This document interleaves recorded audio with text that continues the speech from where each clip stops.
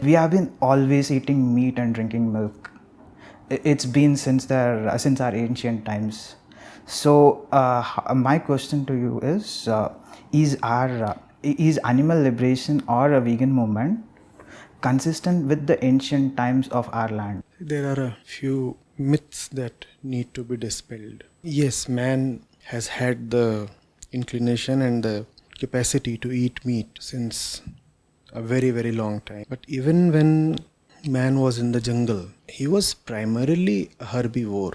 And this is borne out by scientific analysis of the fossils being dug out and many other kinds of equally rigorous scientific evidences. It is obvious that for the inhabitant of the jungle, the hunter-gatherer, it is far easier to pluck a fruit than to chase and catch an animal and then kill it and then eat it. So it is a myth that our ancient forefathers were all carnivores. They did have meat when it was probably available, and that is likely to have been quite sporadic. So man comes actually from a primarily herbivore background. The argument that man has always been a meat eater needs to be studied and refuted. The current splurge in meat eating is not more than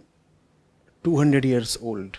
It came along with industrialization and the popularization of thought that it is meat alone that can provide for protein or calcium or many other important nutrients to the body. It was obviously a highly unscientific belief, but it got popularized. Now, since the last 30, 40, 50 years, as we are progressing, there is tons of scientific data to conclusively prove that not only are we not historically prolific meat eaters, but also that meat eating or milk consumption has a highly deleterious effect on the human body.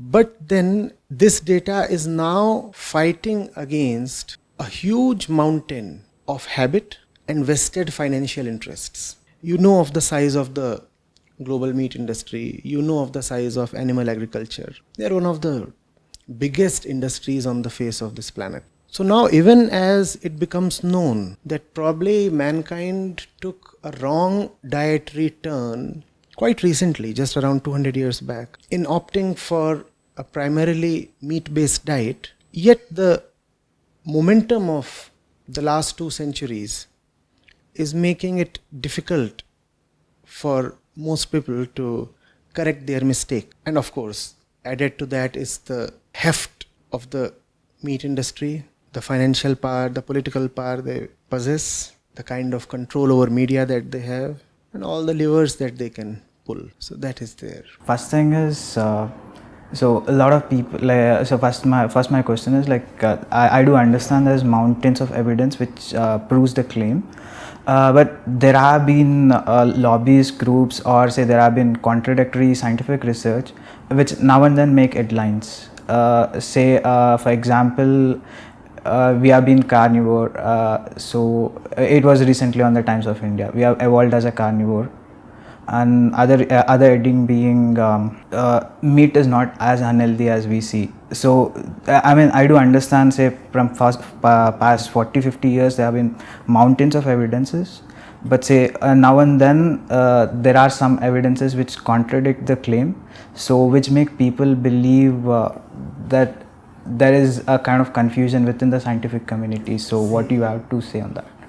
40s, 50s, right into the 60s in the last century, it was still being upheld that cigarette smoking keeps you vital and active. It was a popular belief that cigarette smoking, specifically among men, is a driver of masculinity as well. When it started becoming evident that cigarette smoking has a whole range of very, very harmful effects, when cancer cases started piling up, then the tobacco industry started sponsoring a lot of so-called scientific reports that would say that there is nothing wrong with tobacco and that cigarettes are not at all harmful for human beings. And they kept up the propaganda for another 10, 20 years, almost till the end of 70s. They kept trying it till it became ridiculously impossible for them to keep pressing on with their claims. So why will they not do it? Their money is at stake.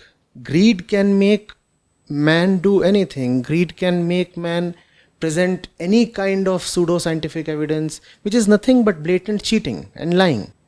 Most of the reports that still try to defend meat consumption are sponsored by groups having vested interests.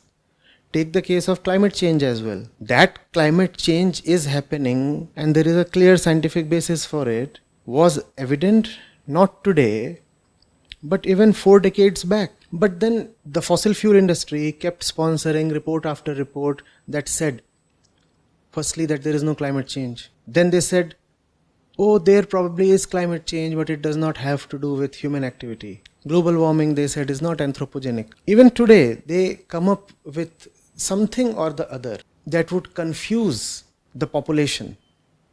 That's their objective.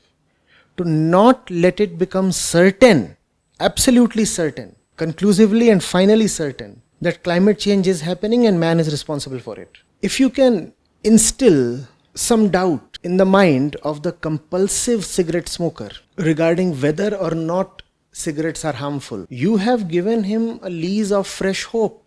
He will say, it is not yet quite proven that cigarettes are harmful. So I feel licensed and entitled to continue with my cigarettes till a final proof is established. That's the little ray of hope that the addicted and the greedy mind needs. The issue has to be closed, sealed and stamped. It is final that meat eating is stupid from all kinds of reasons. And they will not let that final conclusion arrive soon. It will arrive, just as it arrived in the case of cigarette smoking, just as it finally had to be accepted by the tobacco industry that cigarette smoking is highly injurious. Today you see on cigarette packs, not only is there a warning, but there is a gruesome warning. There is that terrible face, cancer struck. It was unimaginable that the tobacco industry would agree to it 4 decades back. Today they have had to agree because now there is popular scientific consensus. But they agreed only after claiming millions of lives by spreading misinformation. Same with climate change. Now everybody is coming around to agree that yes, there is climate change and climate change is due to human activity. But they are trying to delay the inevitable. They are trying to delay that there would be ultimately a consensus. That is also what the meat industry is trying now. 50 years back, it was the tobacco industry. 2 decades back, and still it is the fossil fuel industry. And we have the meat industry, which will continue definitely with its propaganda and lies right till the end of the next decade maybe.